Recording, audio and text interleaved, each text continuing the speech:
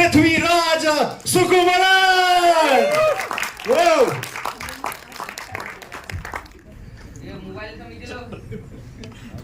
Thank you to all of you for being here today. It's a very special evening for all of us. It's a very special film, not just for the team that's made it, but I think it's a very special film for multiple reasons, which we will speak about as time progresses. The journey didn't start in 2018.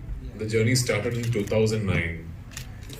2008, 2009 is when Mr. Blessy got the rights to this wonderful book that was, of course, based on Mr. Najib's real life, written by Benny Amin. And he one day called me and said, I'd like to come and meet you. And in 2009, as it is even today, in the Malayalam film industry, when director Blessy calls you, you pick up your phone, right? Because he, much like back then, even today, he is one of the most coveted filmmakers the Malayalam industry has. And for us actors in Malayalam, a Blessy film is a box that all of us want to take off at least once in our life. So to go back to 2009, I am this young actor who's trying to come to terms with what I am, and how I'm trying to discover myself as an actor. Blessy, the Blessy calls me and says he's doing this dream film, which is his ultimate vision for his directorial career, and he wants me to play the lead in it. And I'm like, okay. So that's when the journey started. But it took us 10 years. It took us 10 years to finally get this film rolling. Because even back in 2009, Mr. Blessy's vision for the film was so gigantic, it was so huge, that at that period in time, it was next to impossible to envisage something like this from the Malayalam industry. Luckily, in the 10 years that ensued, a lot of things changed. The industry dynamics changed. Our revenue streams, obviously, became bigger and more proliferated. And finally, even though it still remained a huge risk when we started in 2018, finally we were able to do it. And from the very get-set-go, Blessy was very, very particular that this is not going to be a green screen studio film. He always knew that he wanted to go to the real locations, the terrains, and organically shoot it in a real environment, and that's exactly what he did. But unfortunately, shooting the film was just the beginning of our struggles, because 2018 we started shoot, and as you all know, the pandemic came in between, and we had to suspend our shoot for 1.5 years. But we never gave up. When the world reopened, we went back to Algeria, to the middle of the Sahara Desert, to Timimoun. I don't know the places that we have been, if a film crew's ever even seen. We were that deep in the desert. Jimmy, myself, we shot in Algeria for a month. Then we came back to Jordan. We finished what we could not finish when we started in 2018. Then we finally came back to Kerala and wrapped the film in 2022. So it is an epic 16-year-long journey. I'm 41 years old, and 16 years of my life I've been associated with this film. Oh. That's a significant portion of one's life, and a more than significant portion of one's adult life. So for me, on the 28th of March, many things culminate, only one of which is a film. So yeah, thank you for being part of this very special journey. Wow, I think this title of the film definitely goes with the journey of the film. Every breath is a battle indeed. Well said, Prithviraj. Now we're open to media for Q&A, so we can have good questions. Tell me the process of playing the character. It's a very tough role, I can see that. And tough terrain, you all have shot the film. Tell me about it. So the process of playing the character is actually deeply intertwined with the process of actually adapting it into a feature film narrative. Because the book that Benny Amin has written is based on a real life that Mr. Najib has lived. And the film that Blessy has made is based on the book that Benny Amin has written. So much like the book is an encapsulated version of the experience that the man has lived through, the film can only always be an encapsulated version of the literature on paper. Because the thing with literature on print is that you have the liberty of micro detailing. So you can detail every single moment in the character arc when you're writing it down. If we were to make a film that would then capture every detail that is written, this would at the very least be a 10-hour long film. So I think at the very beginning, Blessy told me what I'm trying to do is not recreate the book, but what I'm trying to do is try and make the audience feel what I imagine Najib must have felt. And that was a cornerstone of designing the performance arc as well. I realized at the beginning that the character is so complex and the arc has got so many crests and troughs that it is going to be impossible for me to look at it as one giant character arc. I'll have to break it down in my mind. So Blessy and me decided that we are going to break down the narrative into 3 parts. Of course, there is one part that is not included in these 3, which is who he was before he lands up in the desert. What he was back in Kerala, what he used to do, his family, what did he leave behind before he gets trapped in the desert. So that is one part of his life that will come to you in little pieces, segments of flashbacks in the first half of the film. But that aside, I think Blessy had this wonderful idea that we have to break down the narrative into 3 phases. So the 3 phases, phase 1 is when he lands up in the desert and he realizes that he's stuck. That first phase of actually trying to fight the circumstances and trying to find a way out, and the phase of denial where he's thinking, no, this can't be, I have to get out of this place. And the performance is metered to that emotional graph where he's just not ready to believe that this is happening. So the performance is metered like that. Then the narrative breaks at one point, and then you see him a few months later. Where he's slightly thinner, his hair is grown, his beard is grown, and he's angry. He's angry because that's a phase where he's questioning everything about his predicament. The biggest question in his mind is, why me? And he's angry at himself, he's angry at the circumstances, he's angry at God. And so the performance is metered to that in that one phase. And then the narrative breaks at another point, and then you meet this man 3 years later, where he's completely different. He's no longer the man who you saw. He is more animal than man, because for the last 3 years, the only conversations he's had, are with the animals. So then you meet this broken man who's now come to terms with the fact that this is something he will have to live through. And he will have to go to the other end of this experience. And the other end of it might be death, might be escape, might be salvation. But he's almost come to terms with a spiritual realization that this is something that he's meant to live through. So then the performance is metered to that. So that's the way I broke down the character arc in my mind. And this was a discussion that Blessy and me have had over many days, many months actually. And I should thank him for letting the actor's interpretation take so much space into the style of filming, because he did actually then design the way he filmed the entire film on this classification that I just told you about. Can I have the mic, transformation I was talking about. Sorry? The physical transformation. Oh, the physical transformation involved not eating. Yeah. Huh? Yeah. Not eating? Yeah. How many days in a row? Yeah, so actually I mean it quite literally. Actually. I guess this is a good month to be talking about it, because my transformation was largely based on fasting.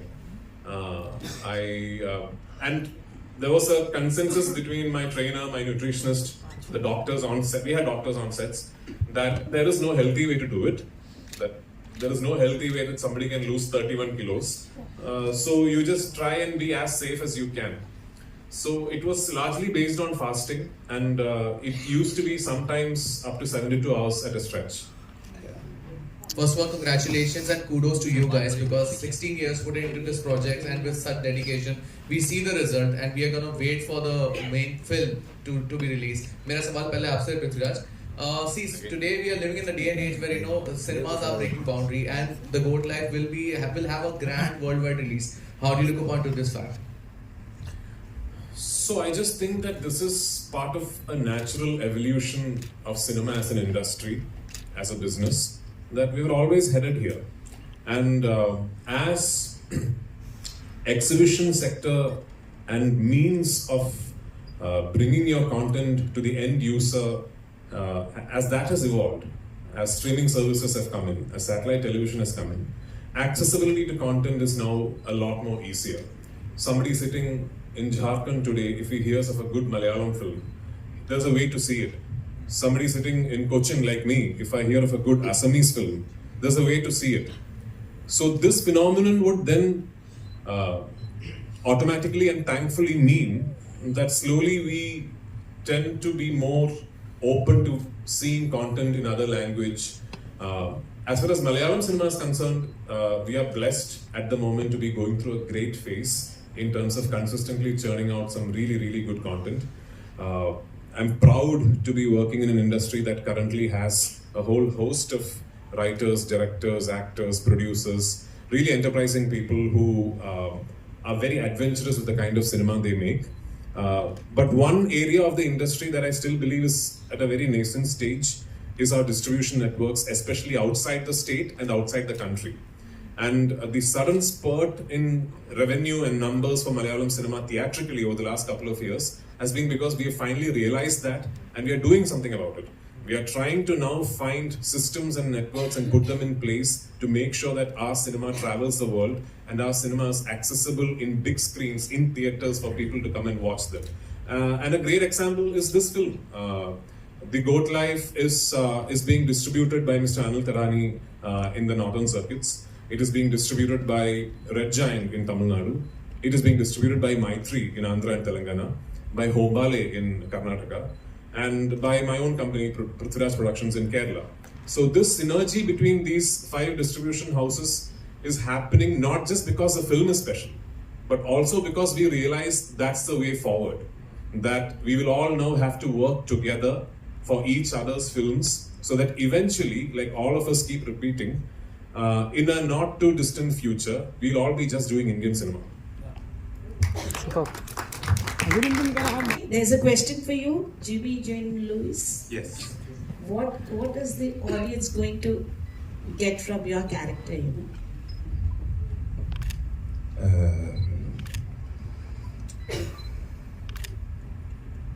Well, it's a character that appears in a moment where Najib's character was really in grave danger.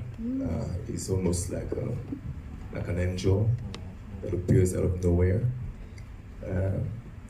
I think what I would like the audience to go home with is the fact that you can decide to do something great for someone without expecting anything in return, just because of the sake of humanity.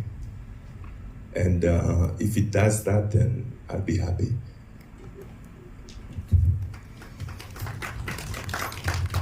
Prithvi, what do you have to say about the kind of persona? Of course, you are living a character, but I think you're showing that character on the screen for the first time. I wouldn't call it de-glam. I didn't get the question, ma'am. I mean, about your look. Yeah. What do you have to say about your look, you know? You're representing that look. Yeah, so I mean, it was very So important. different from the characters that you have already performed. Yeah, I mean, I've done quite a number of films, so it was important for us to always not lose sight of the fact that the look of the character is not the cause, it is the effect. The look is merely a reflection of what this man had to live through. It is the circumstances that he had to fight against that make him look the way he eventually does. So the discussion was not particularly on what skin tone to achieve or what kind of hair to have. That was never the discussion we used to have when we were deciding on what this man should look like at each stage of his life or each stage of the ordeal. We always used to think of, okay, there's going to be a lot of sun exposure, right? Okay, so his skin has to go darker than you first meet him. So one thing I picked up as part of the performance is that when we went there for the first time in 2019, first desert schedule 2020 beginning, when we went to Vadiram for the first time to shoot what we now refer to as